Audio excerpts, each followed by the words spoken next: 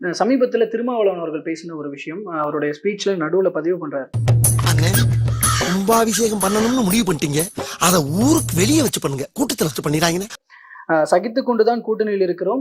பாஜக கூட்டணியில இருந்தபோது அவர்களை சந்தோஷப்படுத்த இஸ்லாமியர்களை தீவிரவாதிகளாக முத்திரை குத்தி வேட்டையாடியவர் திமுக தலைவர் கருணாநிதி அவர்கள். மாமா கோவம் வந்துருச்சு, இனி அவர் மேல ஒரு அடி பட்டாலும் எரிமலை வெடிக்குண்டா அப்படின்னு சொல்லிட்டு இந்த விஷயத்த சொல்லி சகித்துக் கொண்டுதான் கூட்டணியில் இருக்கிறோம் அப்படிங்கிற ஒரு விஷயத்தையும் பதிவு பண்றாரு. இதையெல்லாம் சகித்துக் கொண்டுதான், இதையெல்லாம் பொறுத்து கொண்டுதான் நாங்கள் கூட்டணி நலன் கருதி இயங்குகிறோம்.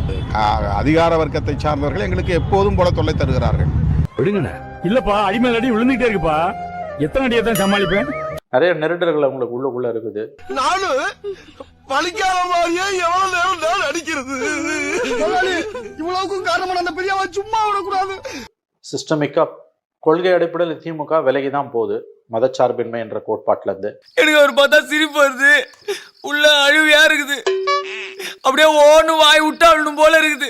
காலையில கூட விசிகா தலை ரவிக்குமாரோட அந்த ட்வீட் பார்த்திருப்பீங்க, படிச்சுங்க இல்லையா? ரொம்ப முக்கியமானது. முருக பக்தி இலக்கியங்களை மையப்படுத்தி இந்து சமய அறநிலையத்துறையின் ஆளுகையின் கீழ் உள்ள திருக்கோயில்களின் சார்பில் நடத்தப்படும் பள்ளிகள் மற்றும் கல்லூரிகளில் பயிலும் மாணவ மாணவர்கள் போட்டிகள் நடத்தி பரிசுகள் வழங்குவது என்று தீர்மானிக்கப்படுகிறது. கேட்டுக்க என்னடா இது, என்னம்மா இது? விழா காலங்களில் அருள்மிகு கந்தசஷ்டி முருகன் திருக்கோயில்களில் மாணவ மாணவர்களை கொண்டு கந்தசஷ்டி பாராயணம் செய்விப்பது என்றும் தீர்மானிக்கப்படுகிறது. தெரிஞ்சுக்கிட்டியா?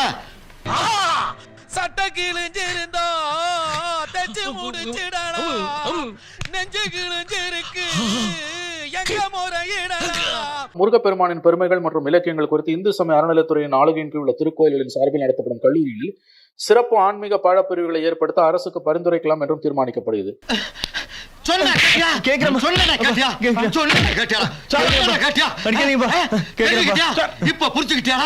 கல்வியை சமய சார்புடையதாக்குதல் என்னும் பாஜக அரசின் இந்துத்துவ செயல் திட்டத்தை இது முருகன் பெயரால் செயல்படுத்தும் முயற்சி அன்றி வேறு அல்ல.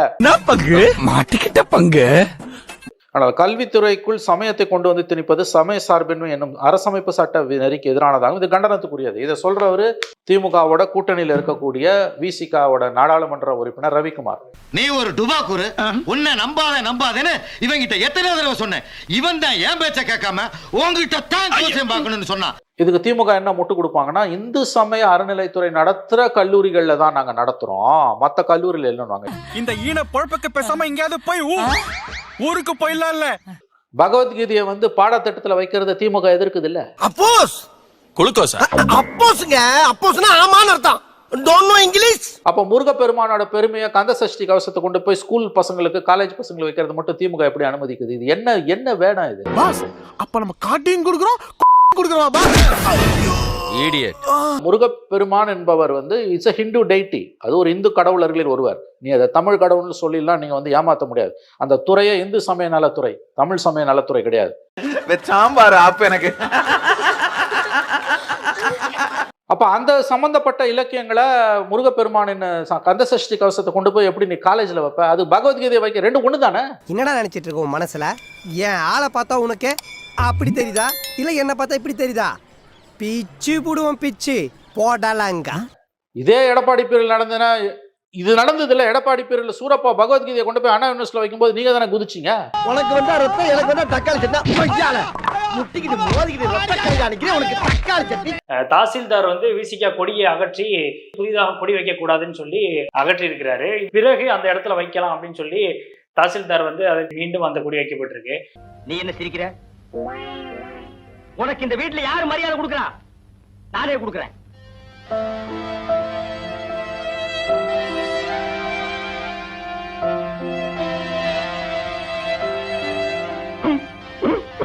அவங்க கொடிக்கம்பத்தை அகற்றிட்டாங்கன்றதுக்காக அவங்க தெருல போராடுறதையும் அவங்க எம்எல்ஏ போராடுறதையும் கொண்டு பொது பிரச்சனையை இங்க வைக்க முடியாது. மக்கள் நலன் சார்ந்த எந்த பிரச்சனைக்காக விசிகா போராடி இருக்கு இப்ப சமீப நாட்கள்ல?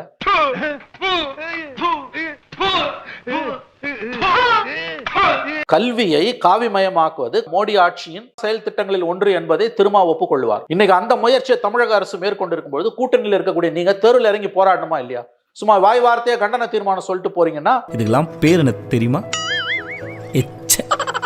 அப்ப பிஜேபியும் திமுக ஒண்ணு தானே? அப்ப நீங்க இதுக்கு நீங்க பிஜேபியோட போய் சேர்ந்துக்கலாமே.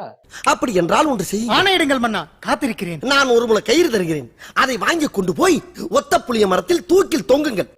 இந்துத்துவா கொள்கையை கொண்டு போய் நீங்க திணிக்கிறீங்க. அவன் பகவத்கீதையை வைக்கிறான், நீங்க முருகர் இலக்கியத்தை வைக்கிறீங்க. ரெண்டு ஒண்ணு தானே சார்? அப்ப இதை எதிர்த்து விசிக என்ன பேசிச்சு, என்ன போராடு? இதுக்கு தெருவில் இறங்கி போராடணும். கொடிக்கம்பத்தை தூக்கிட்டான்றதுக்கு போராட முடியாது. அது உங்க சுயநலம் சார்ந்தது, உங்க கட்சி சார்ந்தது.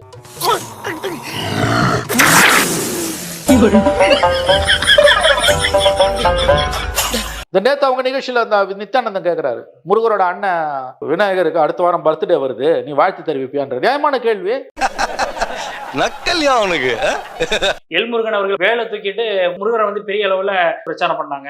நாம் தமிழர் கட்சி வந்து முப்பாட்டன் முருகன் சொல்லி பெரிய அளவுல பிரச்சாரம் பண்ண, தமிழர் கடவுள் தான் அவரு அப்படின்னு சொல்லி, உங்களை விட நாங்கள் முருகரை அதிகமாக போட்டுறோம் அப்படிங்கிறத காட்டுறதுக்கான வேலையாக இதை எடுத்துக்கலாமா? அப்படிதான் எடுத்துக்கணும். அப்படித்தான் எடுத்துக்கணும். இதை அப்படி மட்டும்தான் எடுத்துக்கொள்ளணும். இவங்களை பூரா ஊசி போட்டு கொண்டு வரணும் அப்படின்னு பேட்டி எடுத்தாங்க.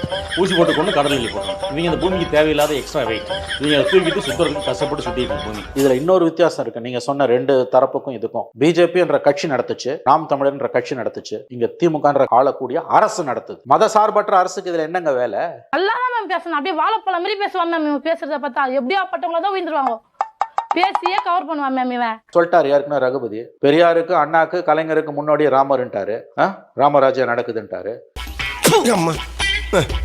இப்படி என்ன கிளம்ப வேண்டியதானே? அதான் துப்பிட்டில போக வேண்டியதானே? பாஜகவை மகிழ்விப்பதற்கான ஒரு செயல்பாடா அப்படின்றது. இவங்க மகிழ்விக்கிறதுன்னு சொல்றதை விட கோபி, ஆர்எஸ்எஸ் குளிர்விப்பதற்கு, பிஜேபியை குளிர்விப்பதற்கு ஒரு மெசேஜ் ஆர்எஸ்எஸ்க்கு திமுக கொடுக்க விரும்புது.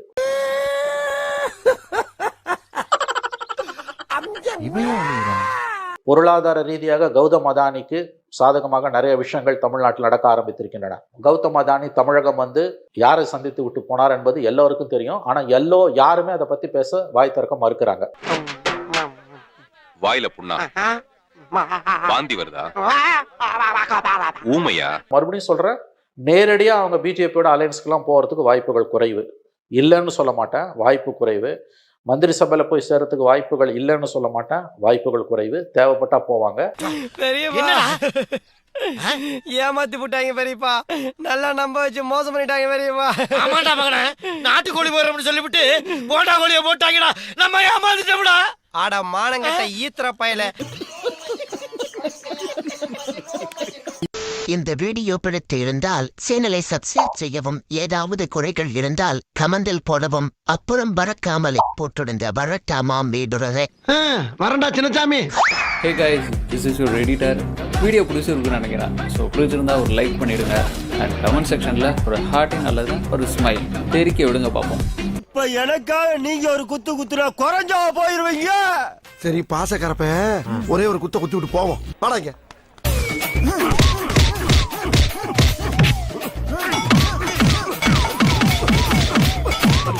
போதுமில்லடா, போடா.